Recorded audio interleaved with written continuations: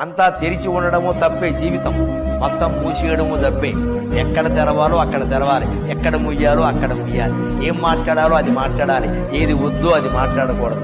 ఎంతవరకు చదవాలో అంతవరకు చదవాలి, చదివేట కొంత దగ్గరికి చదువు కూడా ఆపాలి. డబ్బు ఎక్కడ ఎంత సంపాదించాలో అంత సంపాదించాలి. ఒక దశలో డబ్బు సంపాదన ఆపేయాలి. అంటే విచక్షణ. పూర్తిగా తెరిచినట్టు కాదు, పూర్తిగా మూసినట్టు కాదు. మనది ఆచమన సంస్కృతి. సగం తెరిచాం, సగం మూసాం. కేశవాయ స్వాగ, నారాయణాయ స్వాగ, మాధవాయ స్వాగ. ఈ విచక్షణాత్మకమైన సంస్కృతి మీకు అర్థమైతే జీవితంలో విజయం మీది. సమగ్ర వికాసం మీరు సాధించినట్టే.